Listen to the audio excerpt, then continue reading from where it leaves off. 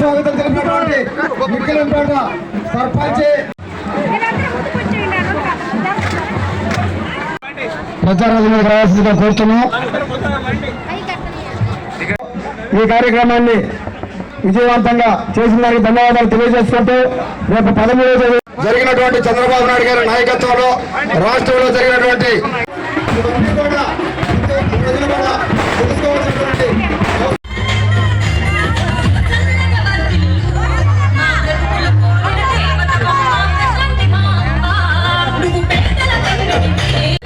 అందరూ కూడా ప్రచారానికి ముందుకు రావాలి.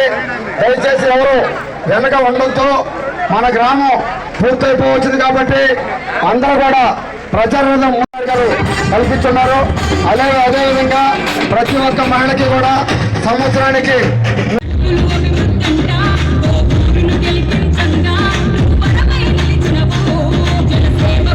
ఇక్కడ ముఖ్యంగా చాలా మంది మహిళా సోదరిమణులు ఉన్నారు కాబట్టి వాళ్ళందరికీ చెప్తున్నాను, మీ అందరికీ తెలుగుదేశం ప్రభుత్వం అధికారంలోకి వస్తే ఉచిత బస్సు ప్రయాణము నెలకు 1500, అదేవిధంగా 3 సిలిండర్లు ఫ్రీ, తల్లికి వందనం పథకం పేరుతో ఇంట్లో ఉన్న ప్రతి బిడ్డకి ఎంతమంది బిడ్డలుంటే అంతమంది బిడ్డలకి 15,000 చొప్పున ఇవ్వబోతున్నారు.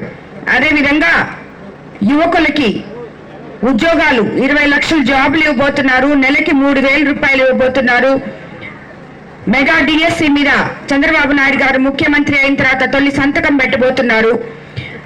అదేవిధంగా ఇక్కడ చాలా మంది అవాతాతులు ఉన్నారు. ఇప్పుడు ఇచ్చే పెన్షన్ 3,000 అయితే రేపు 4,000 ఇవ్వబోతున్నారు. వికలాంగుల పెన్షన్ 6,000 చేశారు. కాబట్టి ఇలాంటివన్నీ రైతులకి పెట్టుబడుల కింద 20,000 ఇవ్వబోతున్నారు. కరెంట్ ఛార్జీలు మనకి పెరగవు. అదేవిధంగా ఇసుక ఫ్రీగా ఇస్తున్నారు.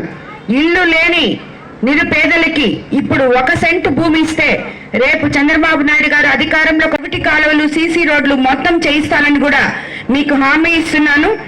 వైసీపీ హయాంలో సచివాలయం నిర్మాణం ప్రారంభించి బేస్మెంట్ స్థాయిలోనే వదిలిపెట్టేశారు. దాన్ని కంప్లీట్ చేస్తానని మీకు మాట ఇస్తున్నాను. ఈ గ్రామంలో ఉన్న 2 శ్మశాన వాటికలు కనీస వసతులతో కూడిన ప్రహరీ గోడ కూడా నోచుకోలేదని చెప్పారు.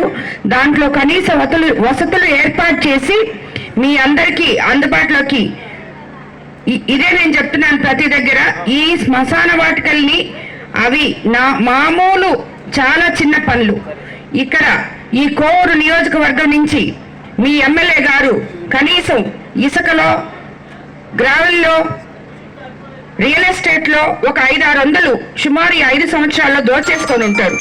దాంట్లో ఒక 5% ప్రతి ఊర్లో, ప్రతి గ్రామంలో పెట్టుబడిగా పెట్టి, గవర్నమెంట్ లో డబ్బులు లేకపోయిండొచ్చు, ఆయన దోచేసిన డబ్బుల్లో ఒక 5% పెట్టుబడిగా పెట్టి ప్రతి గ్రామంలో ఇలాంటి శ్మశాన వాటికలు, దానికి ఎవరు డబ్బులు ఇవ్వక్కర్లేదు.